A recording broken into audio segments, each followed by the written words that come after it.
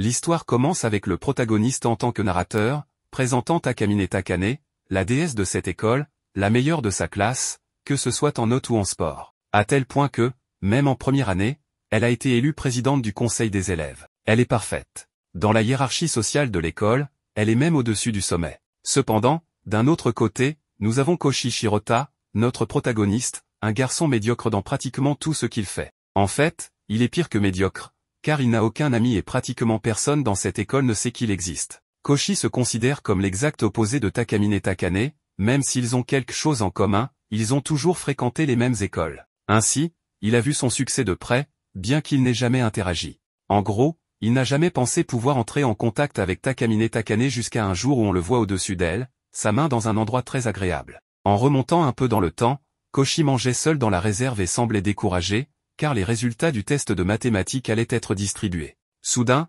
Takamine Takane est entrée elle aussi et a bientôt commencé à enlever ses vêtements. Même en essayant de rester fort, il n'a pas pu résister et a jeté un coup d'œil. Mais au-delà d'être émerveillé par ce qu'il voyait, il a remarqué quelque chose d'étrange, elle enfilait son haut, ce qui signifiait, est-ce qu'une personne aussi parfaite qu'elle pouvait oublier son soutien-gorge avant de quitter la maison? Je ne sais pas, mais ça ne semblait pas être une préoccupation pour Koshi. Pendant le cours, il ne pouvait s'empêcher de penser à ses melons jusqu'à ce qu'il reçoive son test et obtienne une très agréable surprise, il avait eu 52. Ce qui voulait dire que ce n'était pas une note éliminatoire, contrairement à ce qu'il pensait. Cependant, alors que certains célèbrent d'avoir obtenu un peu plus de la moitié, d'autres visent la perfection. Takamine Takane n'était pas du tout satisfaite d'avoir eu 98, et tout le monde a commencé à commenter à quel point c'était étrange, car elle n'avait jamais eu moins que la note maximale. Ainsi, furieuse, Takamine Takane a enlevé son bas, oui, elle a fait ça devant tout le monde. Après quelques effets visuels, le protagoniste s'est réveillé comme s'il avait rêvé,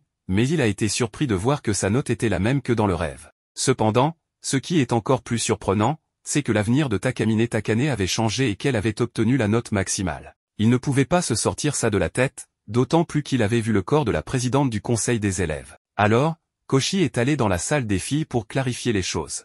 Quand il est entré et a mentionné son score de 98, la fille l'a regardé d'un air terrifiant, lui demandant s'il en avait parlé à quelqu'un. Comme le garçon n'a pas un seul ami, bien sûr qu'il n'avait rien dit. Et à sa grande surprise, elle savait aussi qu'il l'avait vu se changer dans la réserve d'éducation physique. Néanmoins, elle est restée calme et a dit que l'attaquer ne servirait à rien. Elle lui a offert un verre d'eau, mais Koshi était si nerveux, craignant qu'elle puisse même l'expulser de l'école, qu'il a fait tomber le verre. Takamine Takane a réussi à l'esquiver, et comme il semblait extrêmement nerveux, elle a décidé de lui donner un exemple de ses pouvoirs. Elle a enlevé son soutien-gorge, et cet effet visuel magnifique est réapparu. Quand il a réalisé ce qui s'était passé, tout avait changé, Takamine Takane était trempée, ses vêtements mouillés. Elle a demandé au protagoniste de la sécher, mais même là, il n'a pas réalisé qu'elle était encore topless.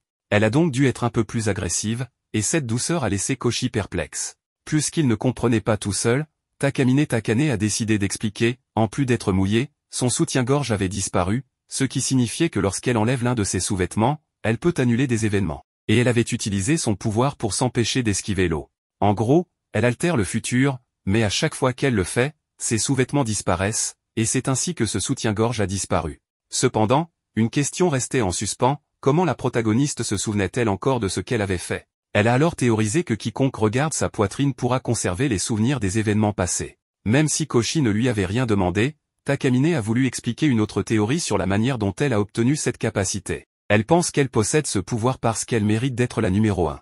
Elle s'est donc mise à énumérer toutes ses qualités, à parler de sa beauté. Mais Koshi n'écoutait même pas, car tout ce qui l'intéressait, c'était les melons juste devant lui. Takamine a expliqué que malgré tous ses efforts et son talent, il est inévitable de commettre de petites erreurs. Elle a même plaisanté en disant que la vie de la protagoniste était composée à 95% d'erreurs. Koshi ne comprenait même pas la moitié de ce qu'elle racontait et était surtout impressionné par à quel point elle semblait folle. Le pouvoir de Takamine s'est manifesté lorsqu'une petite erreur s'est produite. Elle était alors en 5e année, et déjà la meilleure élève dans tous les domaines, aussi bien scolaire que sportif. Lors du festival sportif de cette année-là, elle était l'ultime relayeuse de son équipe et n'avait plus qu'une personne à dépasser pour gagner la course.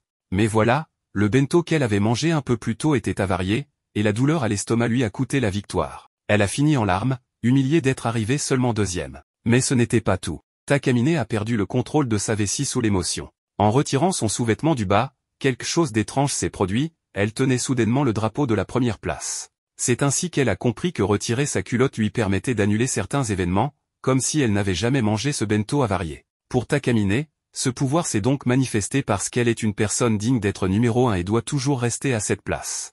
Malgré toute cette explication, Koshi ne comprenait toujours rien. Il n'en a tiré qu'une seule conclusion, Takamine faisait partie de ces personnes avec qui il valait mieux ne pas s'impliquer. Mais il y avait une raison pour laquelle elle lui révélait tout cela. À chaque utilisation de son pouvoir, ses sous-vêtements disparaissent, ce qui signifie qu'elle doit se changer à chaque fois. Cela l'oblige donc à toujours transporter des vêtements de rechange et lui fait courir le risque que quelqu'un la surprenne en train de se changer, comme Koshi l'a fait. C'est laquelle lui a fait une proposition irrésistible, devenir son garde-robe. En d'autres termes, elle voulait un esclave personnel qui la suivrait partout pour l'aider à se rhabiller dès que nécessaire. Et puisque Koshi était le seul à comprendre son pouvoir, il était le candidat parfait. Koshi ne voyait aucun avantage dans cette proposition. Alors, Takamine lui a balancé qu'il était une personne insignifiante, mais que s'il acceptait, il deviendrait unique à ses yeux. Le pauvre garçon savait bien qu'une femme narcissique comme elle était synonyme de problème, alors il a tenté de prendre la fuite. Mais Takamine ne comptait pas le laisser partir aussi facilement. Lorsqu'elle l'a arrêté, ils sont tombés au sol ensemble. Puis, elle a changé de stratégie. Avec sa main sur ses melons, Koshi a cru qu'il allait être récompensé pour ce service.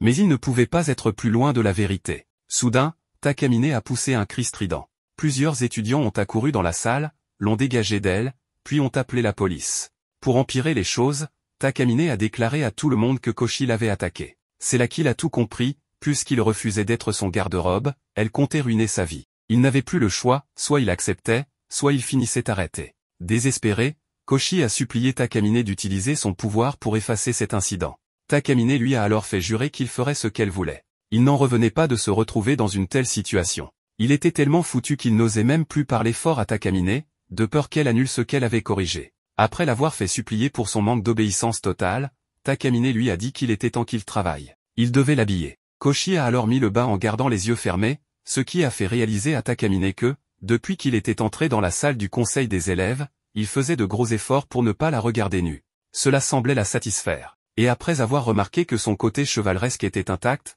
elle lui a simplement rappelé qu'il restait encore le haut à mettre. Dans cette scène, Takamine et Koshi sont tous les deux dans le bureau du président. Ils sont très proches l'un de l'autre, et Takamine tient la main de Koshi en lui disant qu'il est désormais son serviteur et qu'il peut faire ce qu'il veut. Le cœur de Koshi bat très vite, et Takamine le regarde avec beaucoup d'amour. Mais soudain, plein de policiers arrivent et arrêtent à nouveau Koshi. Takamine joue la fille bien élevée, puis sourit de nouveau. On comprend alors que tout cela n'était qu'un rêve de Koshi. Ensuite, il reçoit un message sur son téléphone. C'est Takamine qui lui rappelle de ne pas être en retard à l'école. En voyant la photo d'elle, Koshi devient tout rouge.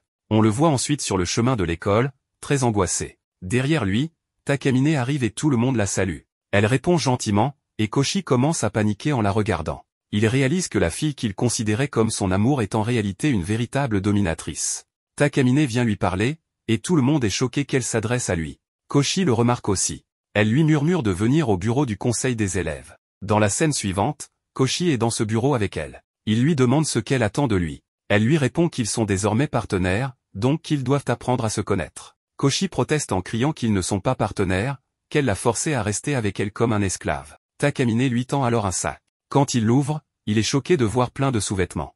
Elle lui dit qu'il va devoir gérer son armoire et lui apporter ses affaires quand elle en aura besoin. Koshi, encore sous le choc, demande s'il devra toujours transporter ça avec lui. Takamine lui explique qu'elle aura besoin de lui à chaque fois qu'elle utilisera son pouvoir, afin qu'il l'aide à remettre ses sous-vêtements. Il lui dit que c'est complètement faux. Elle le rassure en disant qu'elle ne s'en servira qu'une ou deux fois pendant les cours, ou en cas d'urgence. Ils continuent à discuter, et Takamine lui rappelle que s'il ne fait pas bien son travail, il sait ce qui pourrait lui arriver, faisant référence à son arrestation précédente. Pris de panique, Koshi promet de bien faire. Elle lui dit que s'il fait bien, il aura droit à une récompense. Elle le fait alors tomber et s'assoit sur lui. Il ferme les yeux, apeuré, et supplie qu'elle ne prévienne pas la police cette fois. Il promet de tout faire pour elle. Takamine le rassure. Elle lui dit qu'elle aussi trouve cela embarrassant de devoir montrer ce genre de choses, mais qu'avec lui, c'est différent, elle se sent plus à l'aise. Koshi est surpris par ses paroles et promet de ne pas la décevoir. Il lui dit qu'il doit retourner en classe. Takamine lui demande de lui rendre le sac après les cours et de ne surtout pas l'emporter chez lui. Koshi acquiesce. Après son départ, elle sourit. La scène suivante se passe en classe. Le professeur lit un poème et demande qui veut l'expliquer. Koshi pense que Takamine va briller une fois de plus. Effectivement, elle se lève et commence à expliquer le poème, captivant la classe avec sa voix douce. Koshi la regarde et pense qu'elle est vraiment magnifique, intelligente, presque parfaite. Il se dit qu'elle n'aurait même pas besoin de ses pouvoirs. Puis, un vent fort souffle dans la classe. Takamine se lève en disant qu'elle va devoir utiliser à nouveau son pouvoir. Koshi est surpris, car elle avait déjà fait une très bonne explication. Elle commence alors à enlever son pantalon en disant que c'était bien, mais que ça peut être encore mieux.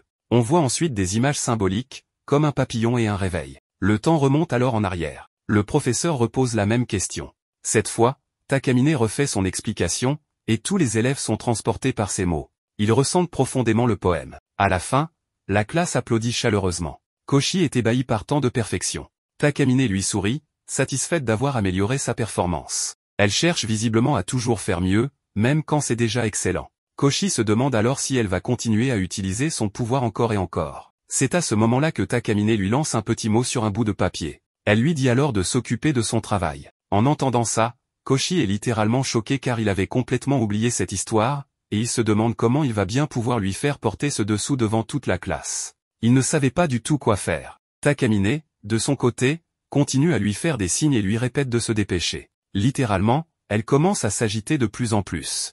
Ensuite, quelqu'un demande à Koshi s'il peut lui passer une gomme. Koshi voit alors qu'une gomme est tombée juste devant Takamine. À ce moment-là, il pense que Takamine est vraiment une génie. Il se dit qu'il n'a pas le choix s'il ne veut pas retourner en prison. Il réfléchit à plein de choses, puis il décide enfin d'agir. Il prend la gomme et, sous ce prétexte, met discrètement le dessous dans sa poche et s'approche de Takamine. Elle sourit largement, comme si elle était déjà prête à porter le dessous. Koshi rougit énormément en la lui mettant, mais malgré tout, il y parvient. Ensuite, il retourne s'asseoir à sa place, le cœur battant à tout rompre. Il se dit qu'il l'a fait, qu'il a enfin réussi.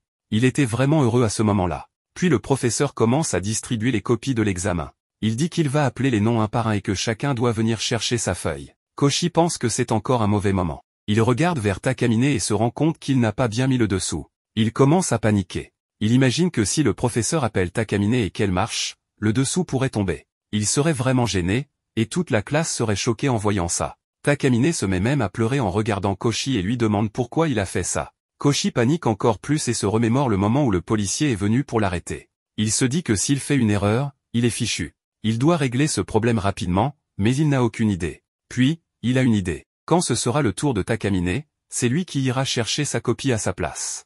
À ce moment-là, il se souvient que Takamine lui avait dit que si quelqu'un d'autre la voyait utiliser son pouvoir, elle se sentirait très gênée. Mais que si c'était lui, ça ne la dérangeait pas du tout.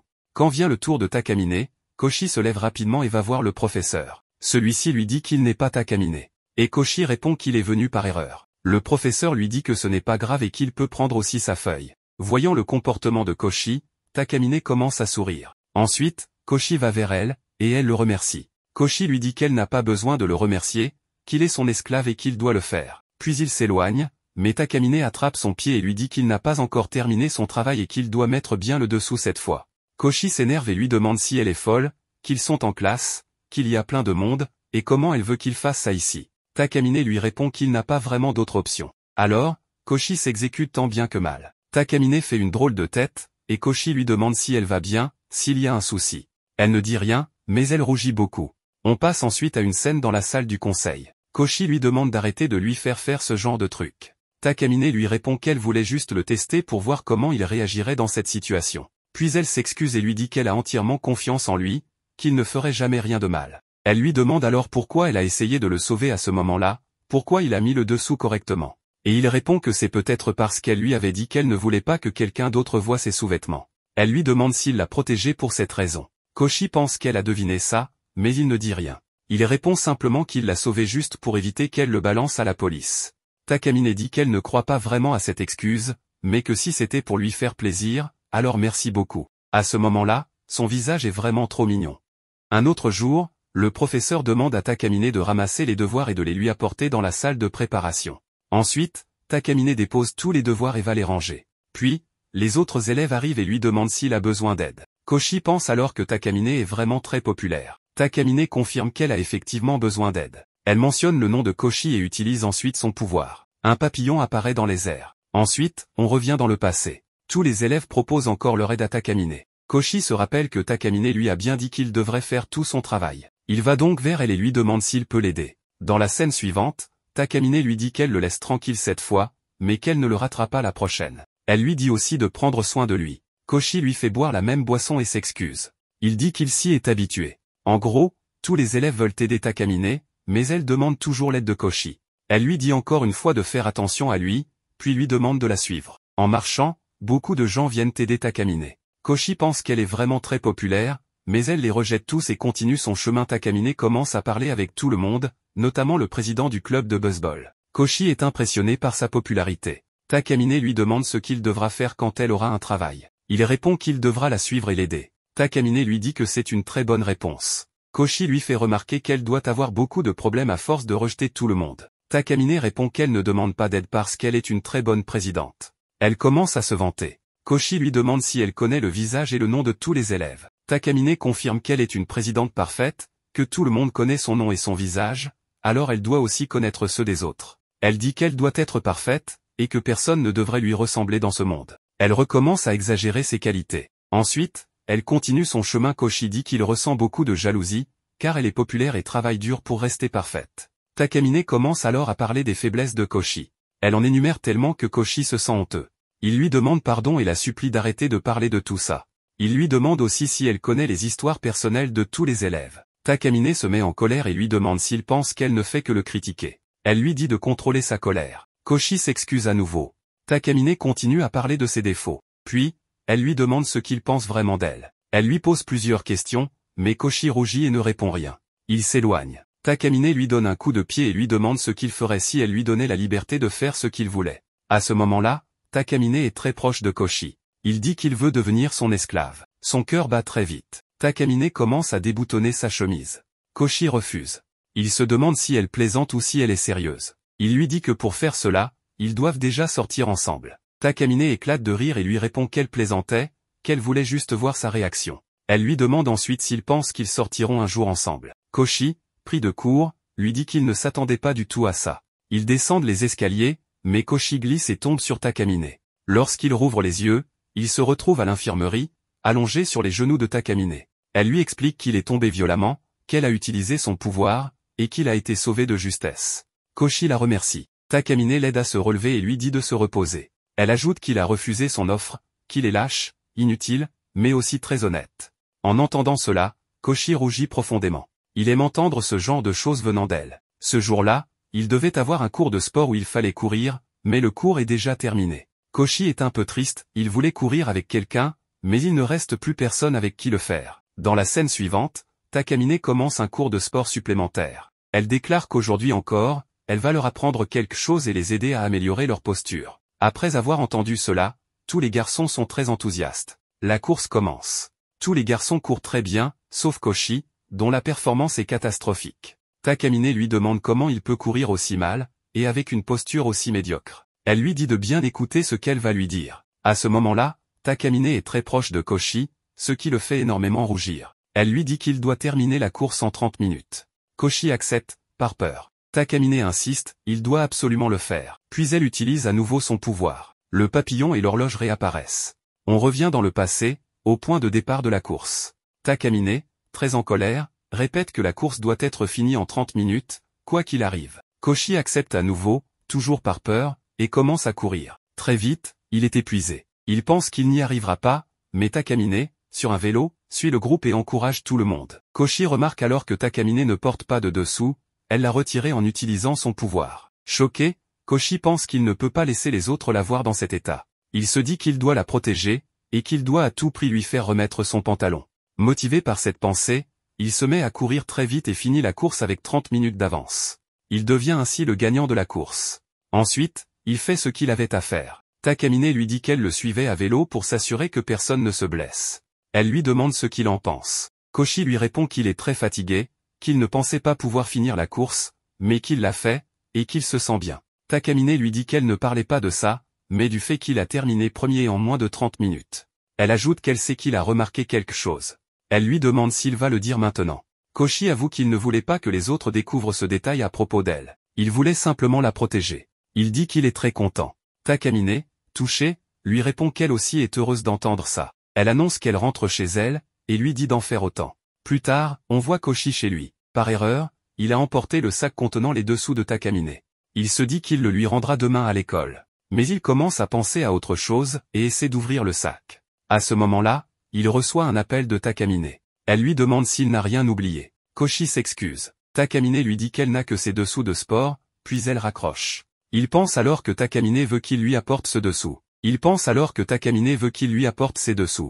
se dit qu'il va les lui rapporter, étant donné qu'elle n'est pas loin de chez lui. Mais ensuite, il comprend qu'il s'agit d'un test, et malgré le fait qu'il soit sa garde-robe, il décide de ne pas aller le voir. Takamine lui envoie une photo d'elle en tenue, et sans aucun dessous. Elle ne porte rien. Elle dit qu'elle part courir. Koshi, très inquiet, ne sait pas quoi faire. Takamine lui envoie encore des photos. Koshi pense à les télécharger, puis se dit qu'il doit aller l'aider. Elle continue d'envoyer des photos, toujours sans rien porter, en train de faire de l'exercice. Elle lui dit qu'il n'a pas à venir s'il ne le veut pas. Mais Koshi a peur. Il commence à craindre que quelqu'un puisse lui faire du mal. Il pense d'abord qu'elle peut se débrouiller seule, puis change d'avis. Il se dit qu'elle a besoin de lui. On voit Takamine, assise dans un parc, attendant Koshi. Elle pense qu'il ne viendra pas. Mais Koshi arrive. Takamine est surprise de le voir. Elle lui dit qu'il est très en retard, qu'il commence à écouter sa maîtresse, et qu'il n'a pas pu se contrôler, donc qu'il voulait la voir. Koshi lui répond qu'il ne s'agit pas de ça. Il s'inquiétait pour elle. C'est pour cela qu'il est venu. Takamine est très touchée. Elle se retourne, un peu gênée, puis remercie Koshi. Elle le remercie encore d'avoir pensé à elle. Koshi est étonné par sa douceur. Takamine commence à lui révéler plein de choses sur ses secrets. Koshi pense qu'il est le seul à connaître les secrets de Takamine. Il commence à se demander pourquoi il ressent cela. Il se dit qu'il est venu exprès pour elle, parce qu'il voulait la voir. Takamine lui confirme qu'il est le seul à connaître ses secrets. Elle lui demande s'il est vraiment inquiet pour elle. Puis elle reprend son sac, et tous deux commencent à rentrer chez eux. Takamine rougit énormément. Ensuite, on voit Takamine participer à une course de natation. Elle domine la compétition avec aisance, remportant la victoire avec grâce et puissance. Tout le monde autour d'elle est impressionné et l'inonde de compliments pour sa performance. Mais un spectateur, Koshi, est plongé dans ses pensées. Il réalise qu'elle affrontait pourtant des athlètes formés à l'étranger, et malgré cela, elle a gagné facilement. Rien que cela en dit long sur son talent extraordinaire. Malgré sa victoire, Takamine ne semble pas totalement satisfaite. En utilisant sa mystérieuse capacité, elle remonte le temps et retourne au point de départ. Cette fois, elle nage à reculons, littéralement. La foule est stupéfaite, et Koshi aussi. Il ne peut s'empêcher d'admirer sa forme et sa silhouette, captivé plus par elle que par la course elle-même. Une fois de plus, elle gagne, et les éloges continuent. Après la course, elle s'approche de Koshi en le taquinant parce qu'il ne lui a pas demandé pourquoi elle avait utilisé sa capacité encore une fois. Elle lui révèle qu'elle savait déjà qu'elle allait gagner, donc elle voulait simplement laisser une impression encore plus forte. Koshi, encore troublé, n'arrive clairement pas à se concentrer sur la compétition. Il est distrait, et ça se voit. Plus tard, Takamine invite Koshi à faire du shopping avec elle. Il ne comprend pas trop pourquoi elle l'a emmené, jusqu'à ce qu'elle commence à essayer des tenues et à lui demander son avis. Naturellement, il est embarrassé, détournant le regard nerveusement alors qu'elle choisit des options audacieuses. Elle prend plaisir à le taquiner, surtout lorsqu'il bafouille en essayant de l'aider à choisir un pantalon. Chaque option qu'il propose le pousse à l'imaginer en train de le porter, et son esprit commence clairement à vagabonder. Elle l'entraîne même dans la cabine d'essayage, le prenant complètement au dépourvu. Elle lui fait remarquer avec désinvolture qu'elle ne porte rien sous la pièce noire qu'elle a déjà enfilée. Koshi, submergé, peine à l'aider à enfiler le pantalon correctement. Il est totalement déstabilisé et finit par s'évanouir de gêne. Alors que le jour décline, Takamine se moque gentiment de sa timidité. Koshi s'excuse, se sentant un peu humilié. Elle lui demande alors pourquoi il avait choisi le pantalon bleu. Après une hésitation, il explique qu'il l'associe au ciel, forte, inatteignable, toujours présente. Donc, selon lui, le bleu lui allait bien. Il est lui-même surpris d'avoir dit quelque chose d'aussi sincère. Takamine, sans répondre, s'éloigne simplement. Koshi panique, ne sachant pas s'il a dit quelque chose de mal. Mais on la voit ensuite sourire, sincèrement heureuse. Elle lui dit que la prochaine fois, elle l'emmènera à nouveau faire du shopping. Il n'en revient pas et la supplie de ne pas autant le taquiner. Le lendemain à l'école, Koshi attrape un rhume. Après les cours, il rentre chez lui mais perd soudainement l'équilibre. Takamine est là pour le rattraper. Inquiète, elle décide de l'accompagner chez lui. Une fois là-bas, elle commente à quel point son appartement est petit et modeste. Elle regarde même son ordinateur, plaisantant en s'attendant à y trouver quelque chose de louche mais tout est propre. Koshi, exaspéré, tente de se défendre. Elle se demande alors s'il ne cache rien dans des dossiers secrets. Il ferme rapidement son ordinateur portable, agacé, et lui demande si c'est pour ça qu'elle est venue. Takamine lui répond que c'est important de savoir comment il pense, car cela pourrait influencer sa propre vie aussi. Puis elle annonce que pour aujourd'hui, elle est son infirmière, et qu'elle va prendre soin de lui. Elle l'interroge sur ses habitudes alimentaires, et quand Koshi admet qu'il ne mange pas toujours bien, elle décide qu'elle va cuisiner pour lui. Il essaie de l'en empêcher, mais elle insiste. En se dirigeant vers la cuisine, elle se demande en plaisantant si elle ne devrait pas cuisiner simplement en tablier. Cette seule image mentale plonge Koshi dans un tourbillon de confusion. Takamine passe du temps à aider, elle cuisine, fait le ménage, et lui dit même de se reposer correctement. Même si elle s'amuse à le taquiner, Koshi la supplie d'y aller doucement, puisqu'il ne se sent pas bien. Finalement, il lui dit qu'elle devrait rentrer chez elle, pour qu'il puisse se reposer et surtout pour qu'elle n'attrape pas son rhume. Takamine, impressionné, lui répond que c'est un bon argument. Peut-être qu'elle s'est un peu trop emportée. Après cela, elle utilise à nouveau son pouvoir. Soudain, Koshi est renvoyé dans le passé, à un moment calme où Takamine lui avait préparé un repas. Elle avait même laissé une serviette chaude à côté, au cas où il aurait besoin de réconfort. Le soin qu'elle avait mis dans chaque détail était évident. En mangeant, Koshi est submergé, non seulement par la saveur du plat, mais aussi par les souvenirs que cela ravive. Il se rappelle d'innombrables petits moments passés avec Takamine. Allongé dans son lit, toujours plongé dans ses pensées, Takamine entre discrètement dans la chambre pour prendre de ses nouvelles. Voyant qu'il a mangé, elle lui demande comment il se sent. Sans attendre de réponse, elle se glisse dans le lit à ses côtés, le prenant complètement au dépourvu. Pour elle, le fait de rester proche de lui, de partager sa chaleur, peut aider à accélérer sa guérison.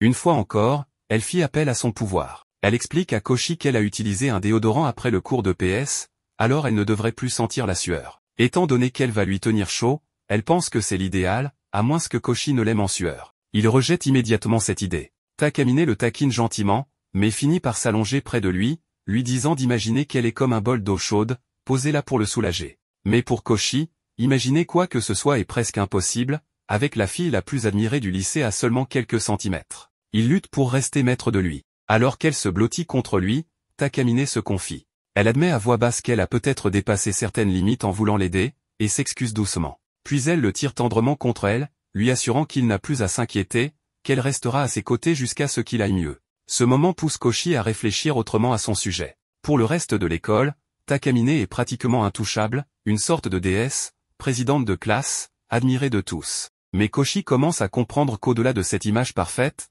se cache une jeune fille comme les autres, avec des sentiments, des doutes, et une bienveillance qu'elle ne montre pas facilement. Alors que Koshi commence enfin à se détendre et à s'endormir, il lui pose une dernière question, « Pourquoi est-ce que tu fais tout ça pour moi ?» Takamine est prise de court. Elle veut répondre mais s'interrompt. Il s'est déjà endormi. Plus tard, sur le chemin du retour, elle aperçoit des enfants en train de jouer. Cette scène ravive en elle de vieux souvenirs d'enfance. À cette époque, personne ne voulait jouer avec elle, elle était souvent seule. Un jour, sur le chemin du retour, elle était tombée sur un chat errant. Elle l'avait nourri. Et puis, à sa grande surprise, un garçon était apparu. Il ressemblait trait pour trait à Koshi. Lui aussi avait apporté du lait pour le chat. Ensemble, ils avaient partagé un moment calme et plein de sens. De retour dans le présent, ce même chat est toujours avec elle. Il marche à ses côtés alors qu'elle rentre chez elle. Pendant ce temps, Koshi se réveille en pleine nuit. La fièvre ne l'a pas quitté. Mais en regardant la table, il y découvre un plat que Takamine a préparé à l'avance. En mangeant, il ne peut s'empêcher de rougir, repensant à elle, à tout ce qu'elle a fait, et à tout ce qu'elle a dit.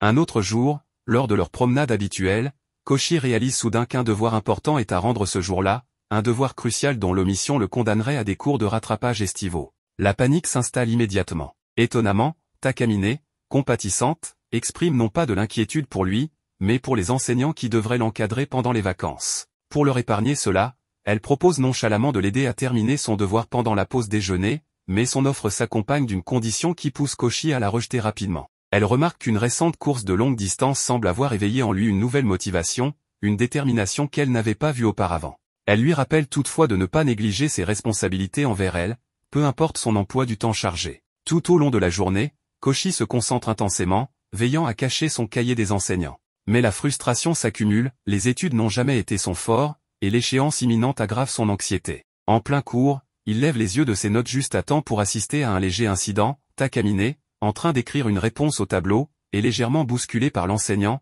ce qui l'a conduit à tracer un caractère légèrement incorrect. Pendant un bref instant, Koshi perçoit dans son regard qu'elle envisage d'utiliser son pouvoir de remonter le temps. Pourtant, elle s'abstient et, avec ingéniosité, transforme le caractère en une solution inattendue mais techniquement correcte, suscitant des murmures admiratifs dans la classe. Plus tard, pendant la pause, Koshi surprend un autre moment subtil, une camarade remercie Takamine pour lui avoir suggéré une montre connectée comme cadeau pour son petit ami, un choix très apprécié. Elle regrette toutefois qu'un modèle plus récent soit sorti peu après. Koshi observe attentivement, les doigts de Takamine frémissent, ses yeux s'agitent, elle semble peser l'idée de remonter le temps pour suggérer le nouveau modèle. Mais encore une fois, elle résiste, proposant plutôt une solution simple en consultant son téléphone. Tout au long de la journée, Koshi remarque des signes discrets, des instants où Takamine hésite, luttant visiblement contre l'envie d'utiliser son pouvoir. À la fin de la journée, Koshi rend triomphalement son devoir, ressentant un immense soulagement. En sortant du bureau de l'enseignant, il aperçoit Takamine à proximité, vacillante, les joues légèrement rosées. Inquiet, il se précipite vers elle. Elle balaie ses préoccupations, affirmant qu'il n'y a rien dans cette journée qu'elle souhaiterait recommencer. Mais Koshi perçoit sa façade et s'agenouille doucement devant elle, l'encourageant à utiliser son pouvoir si cela peut apaiser sa douleur. Obstinée, elle refuse, tentant de le convaincre que tout s'est bien passé. Finalement, elle fléchit, avouant à voix basse qu'elle craignait que remonter le temps n'empêche Koshi de terminer son devoir. Déterminée, Koshi insiste pour qu'elle utilise son pouvoir afin de soulager le poids de la journée. Elle cède, mais à une condition, il devra activer son pouvoir à sa place. Elle tente une dernière fois de le dissuader, lui rappelant qu'en remontant le temps, il devra refaire tout son devoir. Avec une assurance inhabituelle, Koshi répond que ce n'est pas grave, il connaît désormais la plupart des réponses et pourra le compléter plus rapidement. Ce qui compte, c'est qu'elle aille mieux. Takamine le fixe un instant, puis acquiesce, le laissant activer son pouvoir. Nerveux, Koshi ferme les yeux et déclenche la capacité. La sensation familière et désorientante du temps qui recule les enveloppes, mais lorsqu'elle s'arrête, Koshi constate que rien de majeur n'a changé, ils sont toujours à la fin de la journée scolaire. Perplexe, il demande à Takamine pourquoi ils n'ont pas reculé davantage. Elle explique calmement qu'elle n'a remonté le temps que de quelques minutes, juste avant qu'il ne la trouve épuisée. Remonter plus loin l'aurait forcé à tout recommencer, et elle ne voulait pas effacer l'effort qu'il avait fourni. Elle admet qu'elle gérerait les choses différemment à l'avenir et propose de l'aider avec ses devoirs d'été pour éviter de se retrouver dans la même situation. Fidèle à sa parole, pendant les vacances d'été, Takamine passe plusieurs jours à encadrer Koshi chez elle. Un jour, malgré ses explications, Koshi enchaîne les erreurs. Visiblement frustré, Takamine soupire et utilise son pouvoir pour remonter la session, lui permettant de recommencer la fiche. Elle se plaint en passant de l'absence de sa mère, qui aurait rendu l'environnement plus accueillant pour les invités. C'est alors que Koshi réalise qu'ils sont seuls dans la maison. Cette pensée le trouble, être si proche de Takamine, belle et imprévisible, le rend mal à l'aise. Il tente de se concentrer sur la fiche, mais sursaute lorsque Takamine apparaît derrière lui, le réprimandant pour une nouvelle erreur. Avant qu'il ne puisse réagir, elle remonte le temps encore, lui ordonnant de recommencer. Alors que le soleil commence à décliner, Takamine vérifie son avancement et constate qu'il n'a complété que la moitié du travail. Avec malice, elle l'accuse de traîner volontairement pour passer plus de temps avec elle. Koshi, embarrassé, tente de se défendre, mais elle mentionne nonchalamment qu'il n'est pas vraiment seul avec elle, il y a un troisième résident, son chat. Koshi manifeste son intérêt pour le voir, expliquant qu'il ne peut pas avoir de chat chez lui à cause de l'allergie de sa mère. Il demande poliment à rencontrer l'animal, espérant une pause dans leur session intense. Takamine refuse d'abord, avertissant qu'il se laissera distraire. Koshi insiste, arguant que voir le chat le motiverait à travailler plus vite. Avec un soupir réticent, elle se lève pour aller chercher l'animal, marmonnant quelque chose que Koshi n'entend pas clairement. À sa grande surprise, lorsqu'elle revient, elle ne tient pas de chat. À la place, elle porte des oreilles de chat et un collier. Elle lui annonce calmement que son vrai chat joue dehors, et qu'en attendant, elle jouera le rôle du félin pour le motiver. Sans perdre une seconde, elle adopte une attitude féline, s'étirant et se prélassant avec une expression distante et espiègle. Complètement déstabilisé, Koshi s'efforce de ne pas la regarder pour se concentrer sur sa fiche. Amusé par sa résistance, Takamine s'approche en rampant, pour provoquer une réaction. Submergée, Koshi finit par la supplier d'arrêter. Constatant son embarras, elle accepte de se calmer, bien qu'elle avoue s'amuser trop pour arrêter complètement. Avec un sourire taquin, elle s'étire et s'allonge sur ses genoux comme un chat paresseux, s'amusant clairement à ses dépens. Malgré les distractions, Koshi parvient à terminer ses devoirs à la tombée de la nuit. En le raccompagnant à la porte, Takamine se plaint qu'il n'ait complété qu'une seule fiche après toute une journée. Koshi, sincèrement reconnaissant, la remercie chaleureusement. Mais en ouvrant la porte, ils sont accueillis par le bruit et la vue d'une pluie battante. Takamine lui propose rapidement de rester, notant que la météo prévoit de la pluie toute la nuit. Koshi, poli, suggère de dormir dans le couloir, mais Takamine lui indique une chambre d'amis. Elle ajoute qu'elle va réchauffer de la nourriture et plaisante même sur l'idée de l'aider à se laver. Soudain, un bruit dans une autre pièce les interrompt, le vrai chat de Takamine est rentré. Elle propose d'aller le chercher pour que Koshi puisse enfin le rencontrer. Lorsqu'elle revient avec un chat noir élégant, elle le présente comme Kuro. Les yeux de Koshi s'illuminent, et Takamine l'observe avec attente, espérant un signe de reconnaissance. Mais Koshi se contente d'admirer l'adorable chat et son pelage brillant, tandis que Takamine reste figé, déçu. La pièce plonge soudain dans l'obscurité à cause de la tempête. Takamine se ressaisit rapidement, déclarant que l'électricité reviendra probablement bientôt, et suggère de profiter de la situation. Elle s'installe sur son lit et ordonne à Koshi de la divertir avec une histoire. Déçue par son hésitation, elle précise qu'elle veut une anecdote de leurs années d'école primaire, avouant qu'elle ne se souvient pas de beaucoup de choses à son sujet, bien qu'ils soient camarades depuis l'enfance. Elle tente de l'orienter vers un souvenir précis, évoquant ce qu'il faisait après l'école, espérant qu'il se rappelle un après-midi pluvieux avec un petit chat noir. Mais Koshi, souriant, se remémore simplement des moments passés à jouer à des jeux de chasse aux monstres chez des amis. Agacé, Takamine l'exhorte à creuser plus loin pour trouver des souvenirs plus significatifs. Koshi hausse les épaules, affirmant que ses après-midi avec ses amis étaient ses moments préférés. Exaspéré, Takamine se lève, attrape une bouteille d'eau et, au lieu de la lui offrir, boit de grandes gorgées, laissant volontairement des gouttes couler sur le sol. Avec un soupir théâtral, elle pointe du pied la petite flaque, lui disant qu'il peut se servir s'il a soif. Koshi, déconcerté par ce geste passif-agressif, ne comprend pas sa frustration. De retour sur son lit, Takamine s'allonge et exige une autre histoire. Lorsqu'il commence à raconter une anecdote sur un surnom ridicule qu'il avait reçu en 4e année, elle l'interrompt brusquement. Sous pression et confus, Koshi sent ses pensées s'embrouiller. Poliment, il demande s'il peut prendre une douche, cherchant un moment de répit. Takamine acquiesce et part préparer la salle de bain, lui offrant un bref instant de calme. Pendant son absence, Koshi caresse doucement le pelage de Kuro, savourant la rare tranquillité. Mais Takamine revient bientôt, annonçant nonchalamment qu'elle a utilisé la dernière serviette et les dernières fournitures. Les heures passent, et Koshi peine toujours à trouver une histoire qui la satisfasse. En jetant un coup d'œil, il remarque que Takamine s'est endormi en l'attendant, Kuro roulé en boule sur ses genoux. Quelque chose dans cette scène ravive un souvenir lointain. Doucement, Koshi se met à parler, décrivant un après-midi pluvieux de son enfance où il avait partagé un moment calme avec une fille, nourrissant ensemble un chat noir errant. Takamine s'éveille à sa voix et esquisse un sourire discret, il s'en souvenait enfin, du moins en partie. Il parle avec tendresse de la fille et du chat, sans faire le lien avec le présent. Se détournant, Takamine lui demande pourquoi il ne considère pas ce jour comme l'un de ses plus précieux. Koshi admet que la fille lui avait avoué ses sentiments, mais qu'il était trop stupéfait pour répondre. Après ce jour, elle et le chat avaient disparu de sa vie. Il était retourné à leur lieu de rencontre, mais il était toujours vide. Takamine se tourne vers lui, curieuse et pleine d'anticipation, et lui demande ce qu'il ferait s'il revoyait cette fille. Koshi la regarde directement, et pendant un instant, l'espoir brille dans ses yeux, jusqu'à ce qu'il lui demande si elle a une idée de qui était cette fille. Dissimulant sa déception, Takamine choisit de ne pas le corriger. Même s'il n'a pas reconstitué le puzzle, le souvenir vit encore en lui, et cela lui suffit pour l'instant. Soudain, un violent coup de tonnerre secoue la pièce. Takamine tressaille, tentant de masquer sa réaction par une remarque moqueuse, accusant Koshi d'être effrayé. Mais un nouvel éclair et un grondement plus fort la font sursauter à nouveau, et cette fois, elle se jette instinctivement dans ses bras. Koshi vacille mais reste figé tandis que Takamine s'accroche à lui. À cet instant, il comprend, Takamine prolongeait la soirée non par obligation ou malice, mais parce qu'elle ne voulait pas affronter la tempête seule. Gênée mais réconfortée, elle enfouit son visage dans son épaule, lui disant d'oublier cet épisode. Toujours agrippée à lui alors qu'une nouvelle vague de tonnerre résonne, Takamine esquisse un petit sourire discret. Peu après, l'électricité revient.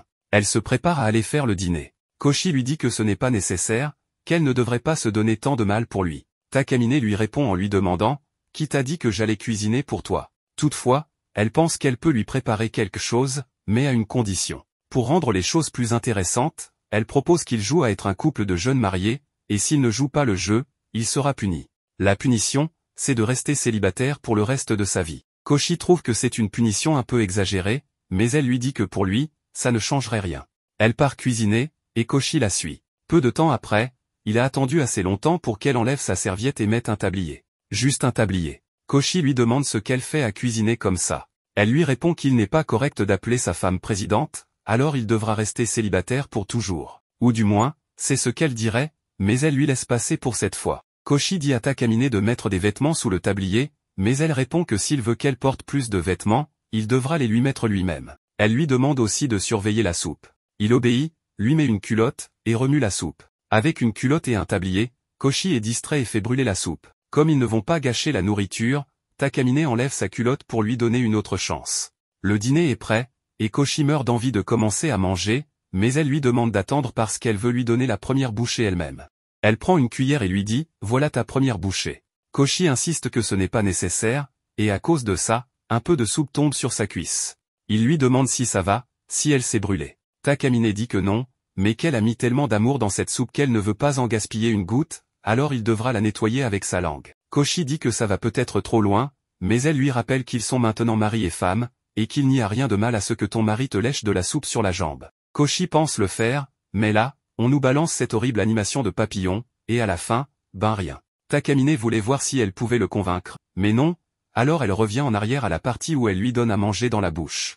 Elle lui dit aussi qu'en fait, elle ne pensait même pas le laisser lui lécher la jambe si facilement, parce que selon elle, sa peau est parfaite et en porcelaine, donc tout ça n'était qu'une blague. Le dîner se termine, et Takamine lui dit que maintenant, c'est l'heure du bain.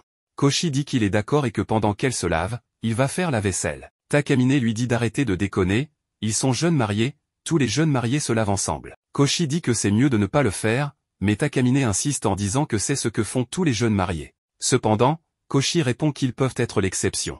Comme Takamine n'aime pas être rejetée, elle dit que c'était une blague, qu'elle ne veut pas que Monsieur Mou du genou lui passe un savon pour éviter de se baigner avec elle. On passe à la scène du bain. Koshi est sur son petit tabouret, cherchant le shampoing, quand il voit le shampoing que Takamine utilise. Et là, la fille entre dans la salle de bain, comme tout le monde sauf Koshi l'avait vu venir. Il lui rappelle qu'elle avait dit qu'elle n'entrerait pas, mais elle précise qu'elle a seulement dit qu'elle plaisantait, pas qu'elle ne le ferait pas. Elle lui dit de ne pas être idiot, qu'elle pensait bien utiliser son shampoing pour ses cochonneries, mais qu'elle est venue préparer et qu'elle a mis un maillot de bain. Sauf que le maillot est si minuscule qu'il aurait mieux valu qu'elle ne porte rien. Bref, elle veut lui laver le dos, soi-disant pour s'entraîner pour quand elle sera vraiment mariée. Apparemment, laver le dos, c'est tout un art. Il accepte, mais lui demande de garder ses seins loin de lui. Maintenant qu'ils sont d'accord, elle ne cache pas sa joie. Elle commence à le savonner, et Koshi doit penser à sa sœur pour éviter des émotions en trop. Mais là, il sent quelque chose de doux et rond dans son dos. Koshi ne peut s'empêcher de se retourner, mais découvre que ce ne sont que des ballons d'eau que la fille avait pour éviter un contact indésirable. Elle lui rince le dos, mettant fin au rituel japonais du frottage de dos. Koshi peut se détendre, ou du moins, c'est ce qu'il croyait. Maintenant, Takamine se met devant lui et lui dit qu'elle va lui laver les cheveux. Koshi n'a même plus la force de discuter, alors il laisse faire. Takamine lui met son shampoing, et comme il sent maintenant comme elle, c'est suffisant pour qu'il perde le contrôle de son corps. Il va finir par tout gâcher. Il essaie de l'arrêter, mais finit par lui attraper un sein. Pour dissimuler, il se jette dans la baignoire. Avec tous ces incidents, ses 3 centimètres se sont réveillés de leur léthargie. Elle remarque qu'elle l'a trop provoqué, elle a honte et lui dit qu'il devrait arrêter de jouer à ça. Koshi est allongé dans son lit quand Takamine frappe à la porte. Elle lui dit qu'elle va dormir et qu'elle a mis le réveil pour le matin. Koshi lui dit que c'est cool, mais là, Takamine entre dans la chambre et se met sur lui. Elle lui dit qu'aujourd'hui, elle s'est assurée qu'il comprenne ce que ça fait d'avoir un être supérieur qui contrôle tous les aspects de sa vie. Koshi réalise que tout ce théâtre de « Je suis une déesse » était pour lui faire oublier l'épisode précédent où elle flippait à cause des éclairs. Maintenant, on passe à l'intrigue du festival. En arrivant, Koshi voit que Takamine l'attend depuis un moment. Elle lui dit qu'elle arrive toujours 5 minutes en avance, et que comme il est sa penderie, il devrait arriver au moins 10 minutes en avance.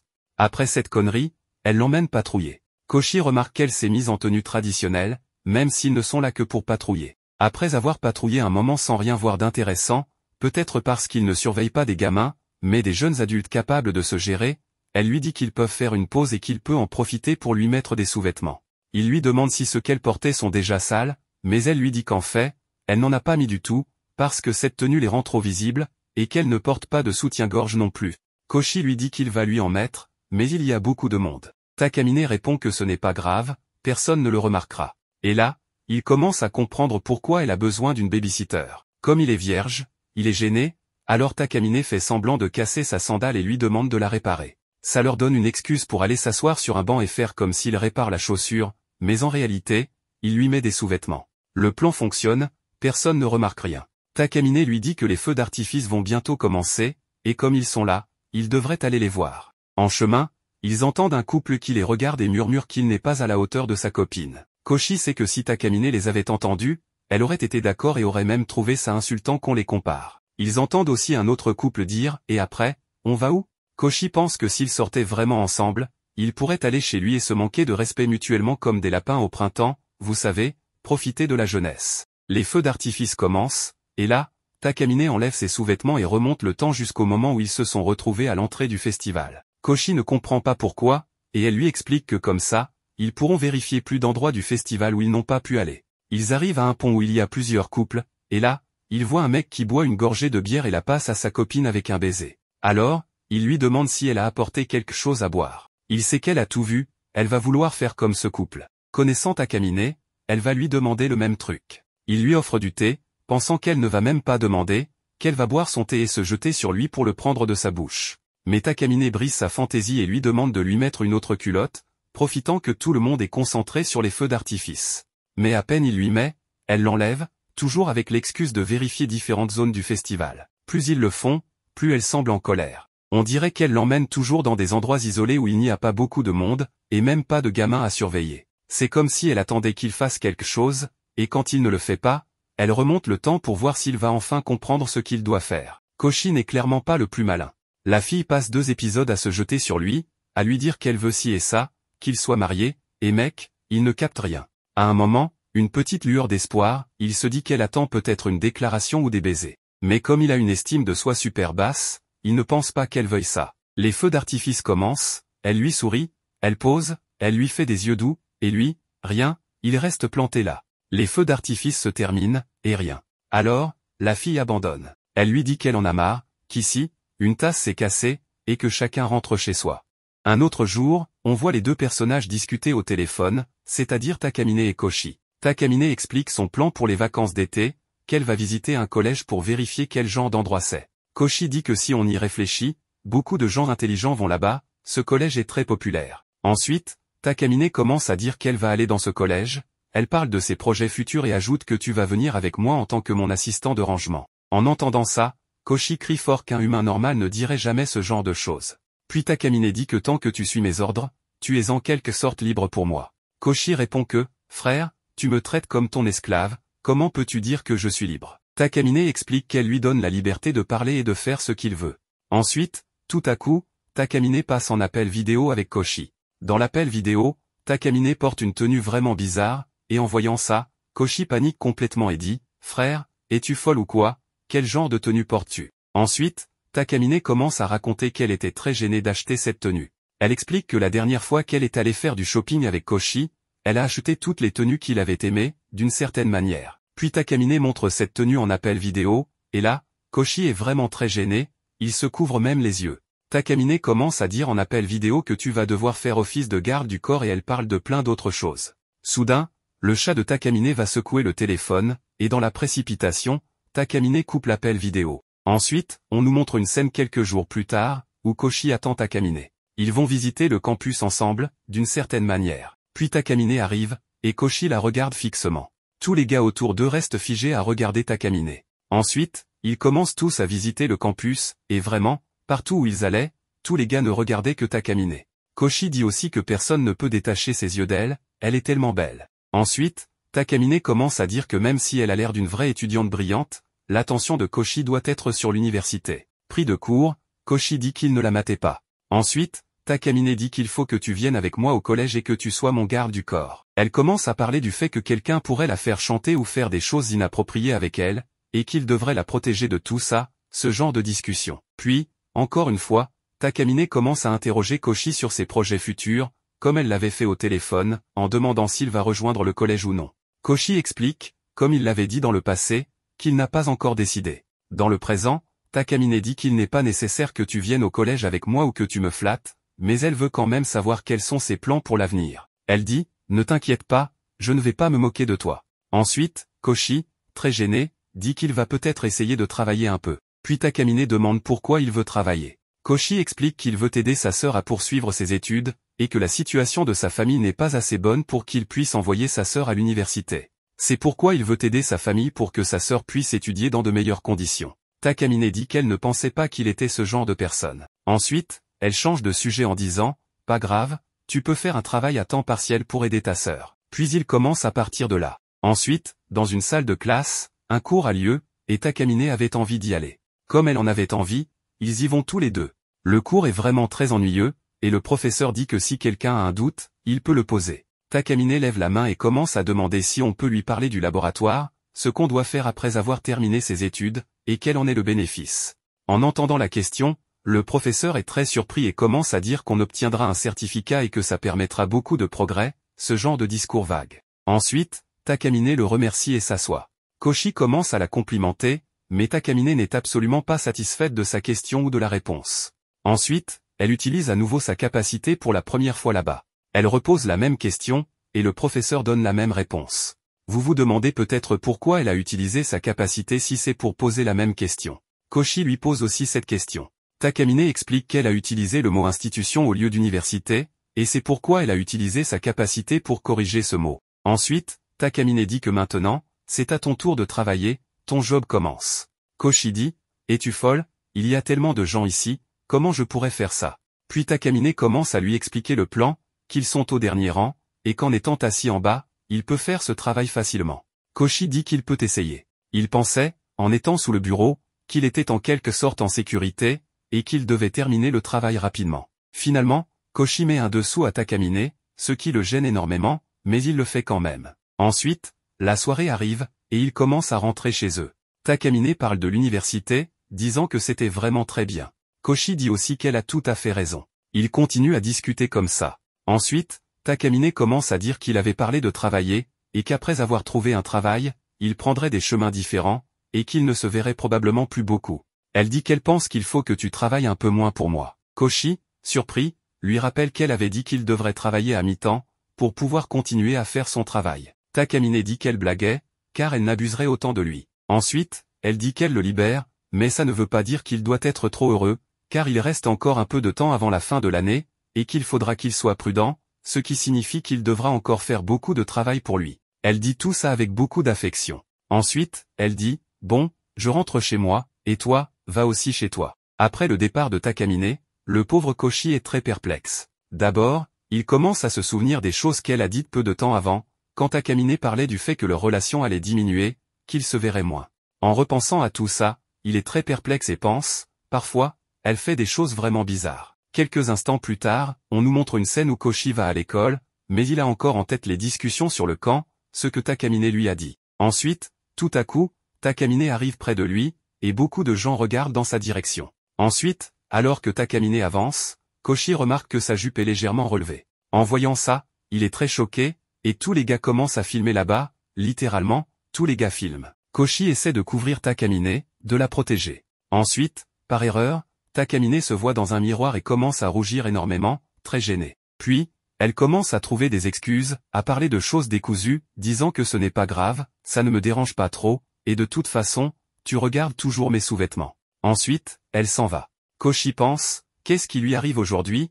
Elle agit de manière très bizarre. Ensuite, il remarque que Takamine n'a même pas mis une chaussette aujourd'hui. Puis, dans le métro, elle utilise sa carte, mais là où on utilise la carte, celle de Takamine ne fonctionne pas correctement. Koshi se rend compte qu'il y a définitivement quelque chose qui cloche. Ensuite, ils sont tous les deux dans le métro et commencent à parler des vacances d'été. Dans le métro, Koshi pense à pourquoi elle n'utilise pas sa capacité, si elle fait l'exprès de faire des erreurs pour les corriger en une seule fois. Toutes ces pensées lui traversent l'esprit. Ensuite, Koshi remarque que Takamine n'a pas mis son haut intérieur. En voyant ça, il panique encore plus, se disant, qu'est-ce qui lui arrive aujourd'hui? Takamine dit, qu'est-ce que tu regardes? Puis, soudain, elle réalise qu'elle a oublié de mettre quelque chose. Elle dit, tu l'as remarqué, et elle commence à nouveau à trouver des excuses. Littéralement, sa malchance ne s'arrête pas là. Quand la porte du métro s'ouvre et se referme, la chemise de Takamine se coince dans la porte. À ce moment, l'état de Takamine devient un peu critique, et littéralement, un bouton de sa chemise se casse. Koshi commence à rougir énormément, son bras touche accidentellement un mauvais endroit. En voyant ça, les autres mecs sont sous le choc. Takamine n'a plus d'option, alors elle utilise sa capacité, et finalement, ils reviennent dans le passé. Ensuite, Koshi arrive dans sa chambre. Il commence à se souvenir de nombreux moments avec Takamine et pense qu'il ne sera probablement jamais accepté dans le collège de Takamine. Même si, par un miracle sur 1 million ou 1 milliard, il y arrive, ce sera très difficile. Ensuite, il décide qu'il doit travailler dur, étudier sérieusement. Il commence à aller à la bibliothèque, mais soudain, il heurte une fille. La fille qu'il a heurtée est vraiment très mignonne. Elle dit, Koshi, c'est toi? Sans même la regarder, Koshi est très surpris. La fille l'enlace et se présente comme Ellie. En entendant ce nom, Koshi se souvient d'elle. En effet, Ellie était une fille avec qui il avait étudié à l'école primaire. Quant à Ellie, elle dit qu'elle l'a reconnue tout de suite dès qu'elle l'a vue. Après tout, Koshi n'a pas du tout changé depuis la dernière fois qu'ils se sont vus. Koshi se remémore alors brièvement des moments passés avec elle à l'école primaire, lorsqu'ils jouaient ensemble dans un parc. Mais en la regardant maintenant, il remarque qu'Ellie est devenue plus mûre, ce qui se reflète très bien dans les vêtements qu'elle porte. En entendant ces compliments, Ellie révèle qu'elle a commencé à travailler comme mannequin professionnel, mais précise qu'elle n'obtient que quelques contrats de temps en temps. Cependant, même si ce ne sont que quelques contrats, Koshi la félicite et montre qu'il est heureux pour la réussite de son ancien ami. De son côté, Ellie change soudainement de sujet et lui propose de retourner dans le parc où ils jouaient ensemble lorsqu'ils étaient enfants. Mais une fois arrivés, Koshi lui suggère de choisir un endroit plus adapté si elle veut discuter. Ellie lui rappelle alors qu'un lieu aussi nostalgique est parfait pour discuter. Ellie grimpe ensuite sur le toboggan où ils jouaient autrefois. En la voyant aussi joyeuse, Koshi remarque que sa joie est restée la même qu'à l'époque. Soudainement, Ellie se lasse des jeux et l'appelle pour boire à la même fontaine à eau qu'ils utilisaient dans le passé. En arrivant à la fontaine, Koshi se souvient qu'ils y faisaient des batailles de ballons d'eau. Se souvenant de cela, Ellie propose qu'il rejoue à ce jeu, mais cette fois, le perdant devra acheter une glace au gagnant. Bien que Koshi soit partant, il se sent un peu gêné à l'idée d'être vu en train de jouer à son âge. Il lui rappelle alors qu'ils n'ont pas de ballon, espérant que cela la fera oublier son idée. Cependant, Ellie court à une boutique à proximité et revient aussitôt avec des ballons. Voyant cela, Koshi lui dit qu'elle aurait pu en profiter pour acheter les glaces, mais Ellie lui rappelle que la glace est bien meilleure après avoir joué. En entendant cela, Koshi laisse tomber toute gêne et accepte de faire la guerre des ballons d'eau avec Ellie, comme s'ils étaient encore enfants. Il commence à remplir les ballons, et Ellie regarde Koshi d'un air sournois, montrant qu'elle n'est pas là pour perdre. Elle remplit alors un ballon géant d'eau pour augmenter ses chances de le toucher, mais en mettant trop, elle le fait éclater. Voyant cela, Koshi s'inquiète pour elle et cherche dans son sac quelque chose pour qu'elle puisse se sécher. Ellie le rassure en lui disant qu'elle ne porte pas de soutien-gorge, donc cela séchera plus vite. En entendant cela, Koshi remarque effectivement qu'on ne voit pas de soutien-gorge, même si elle porte un haut qui montre ses épaules. Ellie explique qu'elle l'a laissé sécher chez elle et est donc sortie sans. Dans cette situation embarrassante, Koshi lui demande de s'asseoir et de se reposer un peu. Mais Ellie lui rappelle que le jeu n'est pas terminé. Malgré cela, Koshi lui propose d'arrêter pour aujourd'hui et d'aller acheter des glaces à ses frais. Il laisse alors Ellie l'attendre sur un banc et part à la boutique. En chemin, il commence à penser à ce que Takamine lui dirait si elle le voyait en rendez-vous avec une autre fille. Elle se moquerait sûrement de lui, comme toujours, en disant qu'il devrait porter un masque pour éviter que les filles remarquent qu'il regarde leur poitrine. Réalisant qu'il pense à Takamine dans ce contexte, Koshi se demande pourquoi elle lui vient à l'esprit. Dès qu'il revient au banc, il voit Ellie en train de soulever son haut au maximum pour lui montrer qu'il est déjà assez sec. La voyant ainsi exhibée, Koshi lui dit d'arrêter de faire ça aussi ouvertement devant les gens. Mais Ellie répond qu'elle ne se montre pas autant devant des inconnus. Selon elle, ils sont assez proches maintenant pour qu'elle puisse se le permettre. Même si Koshi est d'accord, il lui rappelle qu'ils sont tous deux au lycée maintenant, plus des enfants. Cela dit, il s'assied sur le banc pour manger la glace avec elle. Ellie aborde alors le sujet de l'université, lui demandant laquelle il compte intégrer. Elle devine qu'il vise une université très difficile puisqu'il suit même des cours de préparation. Face à cette question soudaine, Koshi répond qu'il ne sait pas encore s'il ira vraiment à l'université. En réalité, il a pris cette décision pour faire plaisir à quelqu'un, et s'il échoue, il se sentira mal d'avoir déçu cette personne. Il avoue à Ellie qu'il n'a rien en tête concernant ses propres désirs personnels. En entendant cela, Ellie devine que la personne en question est sa petite amie. Mais Koshi nie immédiatement cette possibilité, ce qui effraie Ellie par la force de son refus. Elle suggère alors qu'il s'agit simplement de quelqu'un qu'il aime. En entendant cela, Koshi sursaute, ce qui confirme à Ellie qu'elle a vu juste. Koshi est alors troublé, car il pense ne ressentir que du respect pour Takamine, pas de l'amour. Ellie, elle, pense que cette personne doit aussi l'aimer, sinon elle ne lui aurait pas demandé d'aller à la même université qu'elle. Mais Koshi rejette encore cette idée, affirmant qu'elle le considère comme un simple meuble utile, rien de plus. Soudain, en pleine conversation, Ellie fait tomber de la glace sur son cou. Koshi tente de chercher la serviette qu'il venait d'acheter, mais Ellie prend les devants et essaie de lui nettoyer le cou, et le lèche. En le faisant, elle se souvient que ce genre de comportement peut sembler déplacé avec les garçons. Quant à Koshi, il se retrouve une fois de plus à penser à Takamine et à ce qu'elle dirait si elle le voyait dans cette situation. Et justement, Takamine apparaît soudainement derrière eux et dit qu'ils ont l'air très proches. En la voyant, Ellie remarque que c'est une très belle fille et demande si elle est une amie de Koshi. Celui-ci répond qu'ils ne sont pas forcément amis. Takamine commente alors sur le fait qu'Ellie vient de lui lécher le cou, sous-entendant qu'elle les observait depuis un moment. Elle commence alors à critiquer Koshi sévèrement, disant qu'il a osé commettre un acte aussi audacieux en public. Mais Koshi affirme qu'il ne faisait rien de si voyant.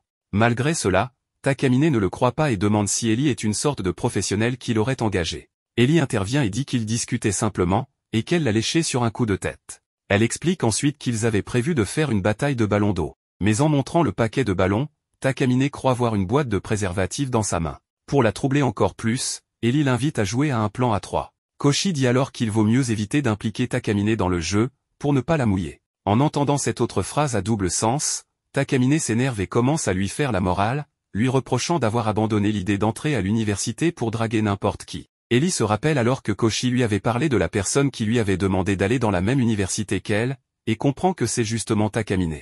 Elle essaie de mieux expliquer la situation à Takamine, qui comprend enfin qu'il s'agissait simplement d'un jeu de ballon d'eau. Après avoir vu Takamine de près, Ellie la reconnaît comme une camarade du cours d'éducation physique qu'elles ont suivi ensemble. En entendant cela, Takamine se souvient d'Ellie, cette fille électrique qui jouait toujours avec Koshi. En voyant que Takamine l'a reconnue, Ellie explique qu'elle est tombée sur Koshi par hasard ce jour-là, et qu'elle a décidé de le forcer à jouer comme avant. Koshi dit qu'il s'est juste pris au jeu, et qu'il ne lui en veut pas. Les deux s'excusent alors auprès de Takamine d'avoir perdu du temps à jouer avec des ballons d'eau au lieu d'étudier. Takamine, désormais plus calme, leur dit qu'ils devraient simplement se comporter correctement quand ils revoient d'anciens amis, pour ne pas ternir leur réputation de lycéens. Cela dit, elle tourne les talons pour partir, mais Ellie la retient et lui demande de rester pour discuter encore un peu.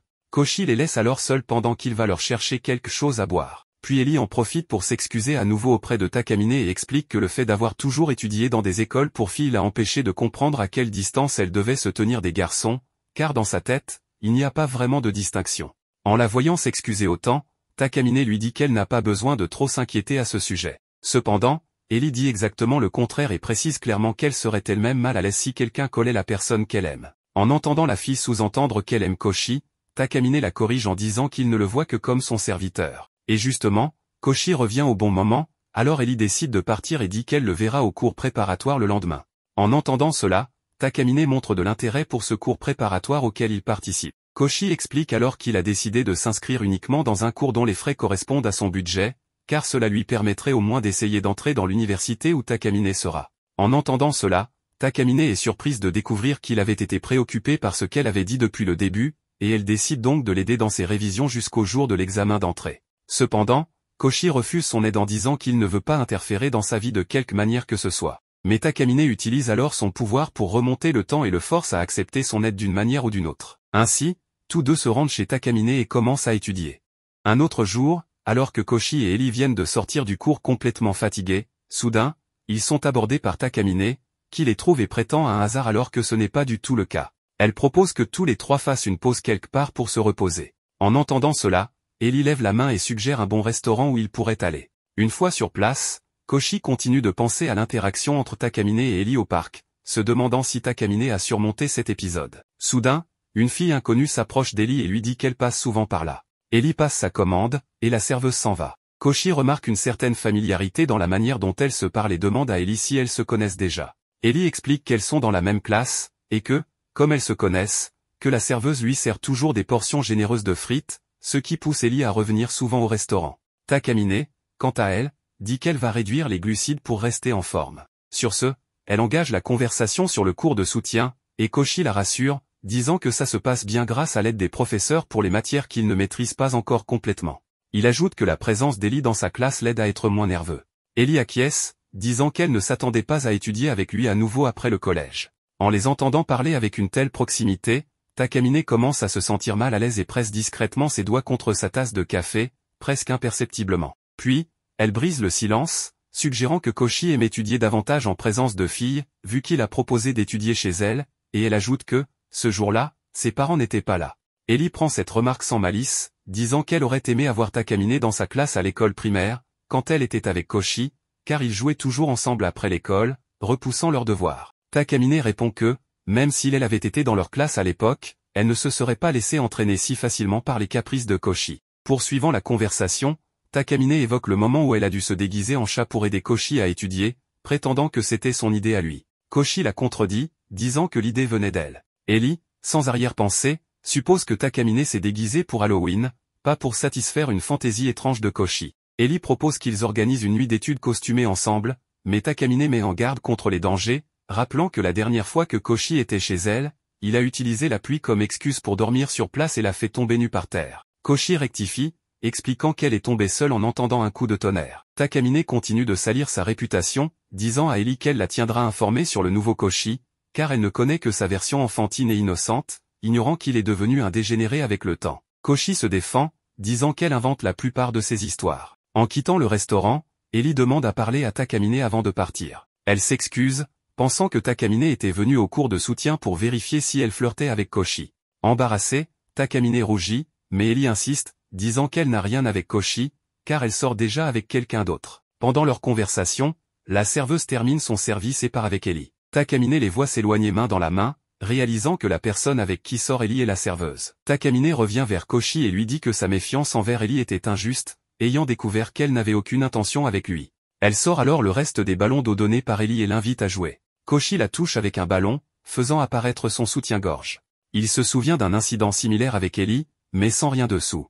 Takamine remarque son air distrait et pense qu'il évoque une expérience plus intime avec Ellie. Koshi tente de la calmer, disant qu'elle imagine trop, mais Takamine, furieuse, lui lance plusieurs ballons d'eau d'un coup. Ayant gagné, elle se rappelle leur accord, elle peut lui donner un ordre. Koshi lui demande d'être indulgente, mais Takamine exagère, lui ordonnant de lécher sa transpiration. Il se souvient du moment où Ellie a léché son cou pour nettoyer de la glace et pense que Takamine recrée volontairement cet événement. Il tente de la convaincre de choisir un ordre moins gênant en public, mais Takamine maintient sa demande, disant qu'ils sont seuls dans le parc. Koshi choisit de lécher son cou, mais elle précise qu'elle ne suit pas là, mais sur sa poitrine et l'intérieur de ses cuisses, rendant la tâche encore plus compliquée. À contre-cœur, Koshi s'agenouille et commence par le ventre, jugeant cela moins gênant. Après avoir terminé, Takamine le félicite, mais lui demande de ne pas trop réfléchir à ce qui s'est passé ni aux raisons de sa requête. Elle s'excuse ensuite, pensant qu'elle a dépassé les bornes avec ses gestes intenses. Koshi comprend enfin, Takamine était encore jalouse d'Ellie et a voulu marquer son territoire. En y pensant trop, Koshi surchauffe et s'évanouit sur le banc. Un autre jour, Koshi emmène Takamine dans une province voisine pour la remercier de l'aide qu'elle lui a apportée avec ses études pendant les vacances d'été. Takamine lui demande où il veut aller en premier. Koshi propose de passer dans un magasin pour acheter des boissons. Takamine se souvient qu'elle a reçu 2 coupons pour des boissons d'une connaissance et propose de payer. Mais en se retournant, elle voit Koshi revenir avec 2 boissons d'un magasin. Insatisfaite, Takamine remonte le temps pour annuler le fait qu'il ait acheté la mauvaise boisson. Elle se plaint, disant qu'en tant que son armoire, il devrait savoir quelle boisson elle veut sans qu'elle ait à le dire. Elle lui ordonne d'aller chercher un latte à la vanille avec les coupons, mais d'abord, elle se cache derrière une maison et lui demande de remettre ses vêtements, car elle les a enlevés pour utiliser son pouvoir. Ils se rendent ensuite dans une boutique d'accessoires scandinaves, où Koshi remarque que Takamine fixe un ours en peluche. Il lui demande si elle est intéressée, mais elle répond qu'elle pourrait se regarder dans un miroir, car elle est plus mignonne que n'importe quel ours. Koshi révèle qu'il a acheté la peluche pour elle en remerciement de son aide. Takamine reste silencieuse, ne sachant que dire, puis utilise son pouvoir pour remonter le temps, disant qu'au lieu de recevoir un cadeau de lui, elle veut lui offrir quelque chose. Déçu par sa réaction, Koshi propose une tour en bateau. En ramant, il sourit, disant que le bateau donne l'impression de flotter. Takamine approuve, appréciant la sensation. Koshi trouve étrange qu'elle n'ait jamais fait de bateau, pensant qu'elle l'avait déjà fait. Elle demande à changer de place pour ramer, mais Koshi, pas encore fatigué, lui demande d'attendre. Soudain, Takamine saute dans l'eau, mouillant ses vêtements, puis remonte le temps avant qu'il ne monte sur le bateau. Lorsqu'il la retrouve, Koshi lui demande pourquoi elle a fait ça, mais Takamine l'ignore et lui demande où il veut aller maintenant. Il note qu'elle s'est habillée seule avant son arrivée. Takamine explique qu'elle a dû le faire car il a mis trop de temps. Koshi se sent coupable d'être un mauvais hôte et s'excuse. Takamine révèle qu'elle voulait aussi lui montrer sa gratitude, mais comme lui aussi voulait le faire, elle n'a pas eu l'occasion. En apprenant qu'elle cherchait à lui plaire, Koshi dit qu'elle le traite déjà très bien, et que le simple fait d'avoir organisé cette journée avec elle le rend heureux. Takamine le taquine, disant qu'il est bien plus audacieux qu'avant, pensant qu'un gars comme lui pourrait la rendre heureuse. Dans une autre scène, on nous montre Shirota, qui est très nerveux parce que Takamine était extrêmement en colère à ce moment-là, et elle avait ses raisons. En effet, Ellie était venue chez Takamine pour étudier avec Shirota, mais elle commençait à trop parler, ce qui agaçait encore plus Takamine.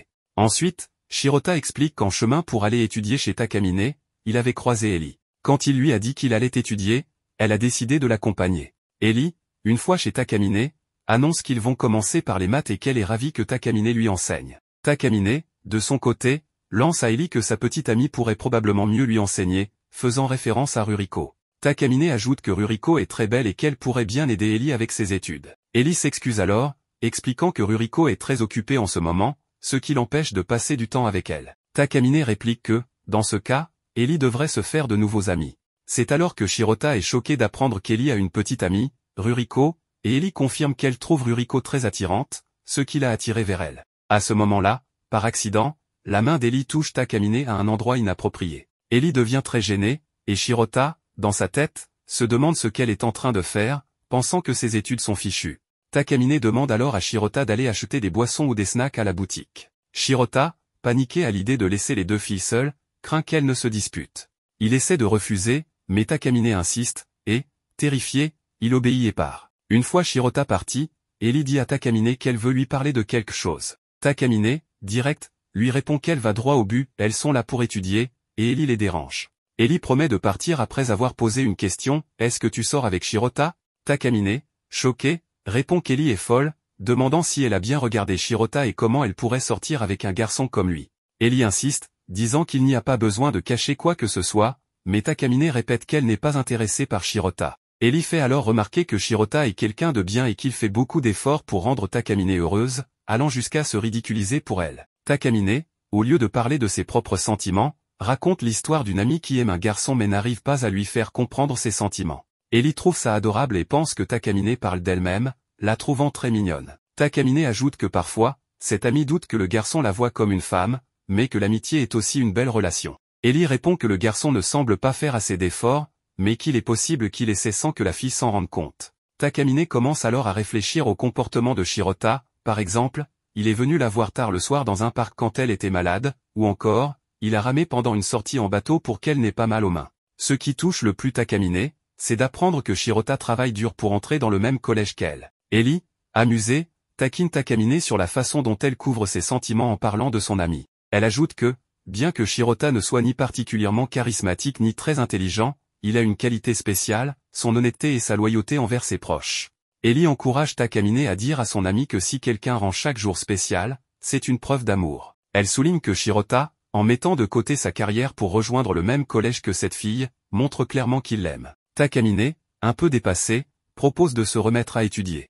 Takamine avoue qu'elle pensait qu'Ellie essayait de se rapprocher d'elle en utilisant Shirota, mais Ellie, choquée, nie en plaisantant qu'elle aurait laissé Takamine la toucher si elle l'avait demandé gentiment, faisant référence à l'incident précédent. Quand Shirota revient, il est terrifié à l'idée que les deux filles aient créé un problème. Il entend des bruits étranges et imagine le pire, mais découvre qu'Ellie jouait simplement avec un chat, qu'elle trouvait doux. Shirota, et probablement beaucoup de spectateurs, avaient mal interprété la situation. Plus tard, on apprend qu'Ellie et Takamine sont devenus plus proches, développant une belle amitié. Une scène ultérieure montre le début de leur deuxième semestre. Takamine avoue à Shirota que son nouveau blazer, qui lui va bien et est plus confortable que son ancien uniforme. Shirota, dans sa tête, commence à imaginer des choses inappropriées à propos de Takamine et de son blazer, ce qui le rend nerveux.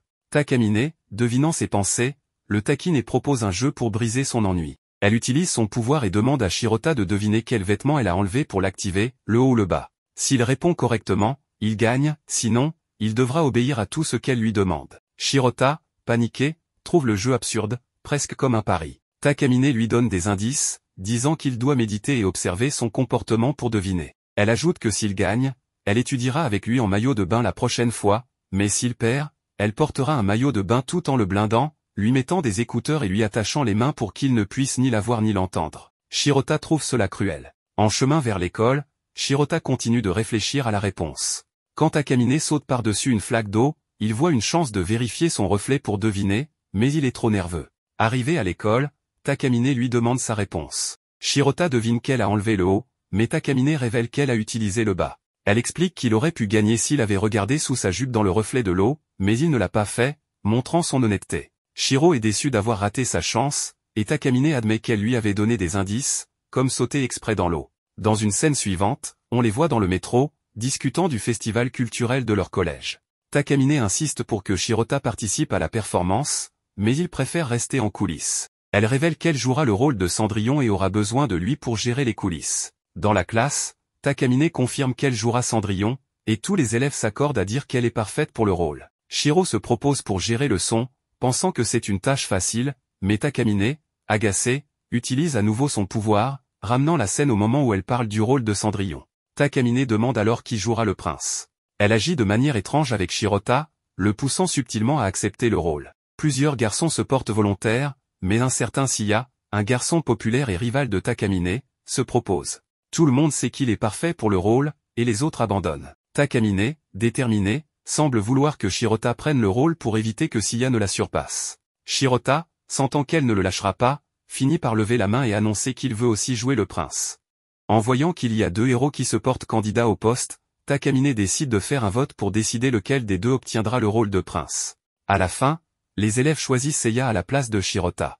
Tandis qu'il rentre chez lui, Shirota remarque que Takamine est de mauvaise humeur à cause du résultat et lui demande si elle compte vraiment faire de lui son armoire secondaire. Là-dessus, Takamine dit qu'elle plaisantait en disant quelque chose comme ça. En fait, elle essayait de provoquer Shirota pour le pousser à courir après le rôle de prince, mais comme il n'a pas réussi, Shirota reçoit le rôle de garde du prince, ce qui, pour lui, sera déjà suffisant pour remplacer Takamine quand elle aura besoin d'utiliser sa capacité. Après tout, le garde du prince a aussi beaucoup de temps à l'écran, facilitant le processus. En regardant Takamine, Shirota note qu'elle avait déjà tout planifié. Alors, il lui demande quel élève a voté pour lui comme prince, vu que la grande majorité a voté pour Seiya. Entendant cette question, Takamine répond que, probablement, quelqu'un de très curieux a voté pour lui. Au fil des jours, les élèves s'entraînent durement pour la pièce qui aura lieu pendant le festival culturel. Soudain, Takamine annonce à tous que la pièce se tiendra dès le lendemain. Donc, elle demande aux élèves d'aider ceux qui ont des difficultés. Pendant ce temps, Takamine appelle Shirota pour l'aider à préparer le décor de l'escalier, qui a besoin d'une finition en peinture. Pendant ce temps, un groupe d'élèves remarque Takamine demandant de l'aide à Shirota pour quelque chose et ils deviennent jaloux, disant que le garçon est un exclu qui ne mérite même pas une goutte d'attention de la part de la fille. Alors, l'un des garçons suppose que la présidente a pitié de Shirota, et c'est pour ça qu'elle a décidé de lui parler un peu. Là-dessus, Shirota se rappelle que Takamine ne parle effectivement pas avec lui devant les autres et comprend ainsi la réaction de stupéfaction des élèves. Tandis qu'il fait son travail, Shirota est interrompu par une fille en colère qui vient le critiquer sur la peinture de l'éclairage du château, disant que ça ne ressemble pas à celui de Takamine. Shirota panique et essaie de se dépêcher pour corriger le problème, mais la fille dit qu'ils n'ont plus de temps et lui ordonne de laisser tomber. Quant à Takamine, elle profite de ce moment pour utiliser sa capacité et remonter le temps avant que Shirota ne commence à peindre le décor avec elle. Une fois cela fait, Takamine appelle Shirota à l'écart pour discuter un peu. Elle explique que le décor des escaliers est l'endroit où elle perd sa chaussure dans la pièce. Donc, elle demande qu'il rende les escaliers parfaits. Takamine ordonne de mettre tout de suite la culotte sur elle, mais avant qu'il ne puisse faire quoi que ce soit, Shirota entend une des élèves appeler la présidente. Takamine va vers la fille et lui demande ce qu'elle veut. Alors, la fille l'appelle pour l'aider avec deux décors. Mais, en remarquant que Takamine parle dans le coin de la porte, l'élève demande pourquoi elle fait ça. Takamine dit qu'elle arrange juste un problème qui est arrivé à l'arrière du décor. Pendant ce temps, Shirota profite de ce temps mort pour l'habiller et se demande comment Takamine arrive à agir normalement dans une situation pareille. Soudain, Takamine commence à marcher vers les autres élèves pour les aider à organiser les décors. Là-dessus, Shirota remarque que le porte-bijoux d'elle est sur le point de tomber à cause du fait qu'il l'a mal mis encore une fois. Alors, il va vers Takamine et explique qu'elle marche avec la culotte à moitié. Mais Takamine dit qu'elle l'a déjà remise en place juste avec la force de ses fesses et cuisses pour l'ajuster. Dit-elle, elle ordonne à Shirota de l'habiller correctement la prochaine fois et plus vite encore. Mais, pour l'instant, elle lui demande de l'aider avec les préparatifs de la pièce de théâtre pour que tout soit prêt dans les délais. Le dernier jour avant le festival, les élèves se remettent au travail ensemble. À la fin de la journée, Takamine remercie la participation de tous les élèves à ce projet de pièce de théâtre, puis demande à tous de bien se reposer pour être en forme le lendemain. Quand Shirota regarde par la fenêtre et remarque qu'il est déjà très tard, il décide de se dépêcher de partir. Mais, soudain, il reçoit un message de Takamine qui l'invite à monter sur le toit pour la rencontrer. Mais, dès qu'il trouve Takamine, il la remarque très nerveuse, comme si elle attendait de lui donner une réprimande. Là-dessus, elle passe devant lui et déverrouille la porte du toit. Shirota, à son tour, lui rappelle que c'est une zone restreinte et donc qu'il ne devrait pas y avoir accès. Cependant, Takamine informe qu'elle a obtenu une autorisation dans la salle des professeurs pour accéder au lieu. Donc, ils peuvent monter sur le toit sans s'inquiéter de futures punitions. Une fois dehors sur le toit, Shirota demande pourquoi elle l'a appelé à cet endroit. Là-dessus, Takamine dit que profiter de cette nuit étoilée sur le toit seul n'aurait aucun charme, donc elle voulait avoir quelqu'un à ses côtés. En plus, Takamine dit que c'est la dernière opportunité pour lui de rester tard à l'école, car c'est leur dernière année dans cette institution. Entendant qu'elle dit que ce sera leur dernière année, Shirota commande sur le festival de l'année prochaine. Takamine rappelle qu'ils passeront le bac l'année prochaine, donc les élèves ne seront pas dans l'ambiance pour rester tard à l'école à organiser un festival, puisqu'ils seront occupés à étudier. Quant à elle, Takamine dit que l'attente du festival du lendemain lui donne même des frissons, surtout en considérant qu'elle a un armoire à ses côtés qui l'aide toujours quand elle en a besoin. Là-dessus, Takamine révèle regretter de ne pas avoir fait de Shirota son armoire lors du festival de l'année dernière, car elle n'avait pas idée qu'il serait aussi utile qu'il l'est maintenant. Donc, elle sent qu'elle a gaspillé cette chance. Pendant ce temps, Shirota se rappelle qu'ils auront un nouveau festival qui aura lieu dans 2 ans, quand le bac sera passé. Entendant cela, Takamine rappelle qu'il devra redoubler s'il veut participer à ce festival. Mais Shirota dit qu'il parlait du festival culturel de l'université qui, en plus d'être bien plus grand que celui de l'école, permettrait à Shirota de rester plus tard à travailler sur le festival, profitant de la nuit étoilée bien plus. En plus, Shirota précise qu'il compte continuer à aider Takamine encore plus comme son armoire à l'université. Entendant qu'il parle du mot travail, Takamine demande ce qu'il a voulu dire exactement par là. Shirota commence à paniquer, disant qu'il n'a pas voulu donner un double sens à ce mot. Soudain, Takamine se tait, causant un embarras pour Shirota. Mais elle brise vite le silence et dit qu'en lisant Cendrillon pour la première fois, elle s'est un peu irritée, car la protagoniste veut toujours quelque chose, mais ne fait jamais rien pour atteindre ses objectifs, ce qui, selon elle, est la pire façon d'agir, vu qu'en vrai, une marraine la fée n'apparaîtra pas pour réaliser son souhait. Mais, en même temps qu'elle s'est irritée contre Cendrillon, Takamine l'a aussi comprise, car son manque de courage combiné à son orgueil qui gêne rend vraiment les choses plus difficiles. Dit-elle, Takamine se dirige vers Shirota et prend sa main, essayant de lui dire quelque chose. Mais, avant qu'elle ne puisse dire ce qu'elle voulait vraiment, Shirota sent sa main froide et pense qu'elle veut rentrer à cause du rhume qu'elle a attrapé. Mais Takamine dit que ce n'était pas exactement ce qu'elle voulait dire. Cependant, Shirota insiste là-dessus. Alors, il lui donne son manteau et se dépêche de partir. Le lendemain, Takamine appelle tous les élèves pour une dernière lecture du script. Soudain, les élèves remarquent que Seiya, le prince de Takamine, n'est pas encore arrivé et déduisent qu'il s'est juste retardé pour le cours. Quand Shirota reste dans un coin isolé, transpirant de froid, car, même avec seulement 2 répliques pendant toute la pièce, cela suffit pour le faire mourir intérieurement, remarquant qu'il est nerveux, Takamine le tire par le bras et commence à l'entraîner quelque part. Là-dessus, Shirota demande où elle l'emmène. Takamine dit juste qu'elle ne peut pas le laisser aussi nerveux. Donc, elle décide de l'emmener profiter d'une attraction pour se détendre un peu. Entendant cela, Shirota sent qu'elle s'inquiète pour lui. Pendant ce temps, les élèves remarquent Takamine main dans la main avec Shirota, un simple figurant, ce qui irrite la classe. Alors, Shirota se dépêche et entre dans une des attractions juste pour échapper au regard malveillant des élèves. Ils entrent alors dans la maison des araignées, un lieu sombre et terrifiant. Donc, Shirota se sent plus en sécurité, car il croit que les élèves n'iront pas dans cet endroit, ce qui protégera Takamine des rumeurs indésirables. Mais, en regardant sur le côté, Shirota remarque que la présidente est visiblement effrayée par le lieu. Alors, il suggère qu'il quitte la maison des araignées et aille vers une attraction plus légère. Mais Takamine essaie de faire la dure et marche dans le lieu, essayant de montrer qu'elle n'a peur de rien, jusqu'à ce qu'un zombie surgisse d'une des portes, effrayant Takamine sur le coup. Elle utilise alors sa capacité pour remonter le temps avant de sursauter et dit qu'elle s'est effrayée exprès, car elle pensait que Shirota serait plus calme en voyant quelqu'un d'autre plus effrayé que lui. Cependant, en marchant vers la sortie de la maison, une araignée attrape la jambe de Takamine, lui causant un autre gros choc. Là-dessus, elle commence à se frotter contre Shirota, sautant sur lui pour ne pas être maudite par l'araignée. Soudain, Takamine commence à courir et se retrouve coincé dans les toiles fausses de la maison avec les seins exposés. Cela pousse Shirota à se dépêcher de la sortir de là.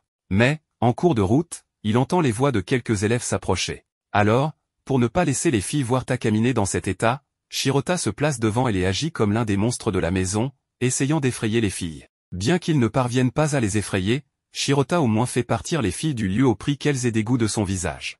En retournant dans la salle de classe, Takamine découvre que Seiya n'est pas encore venu à l'école, jusqu'à ce qu'il apparaisse soudain avec le bras et la jambe cassés, disant qu'il s'est accidenté avec un camion. Là-dessus, Takamine décide de donner le rôle de prince à Shirota, car c'était le seul restant.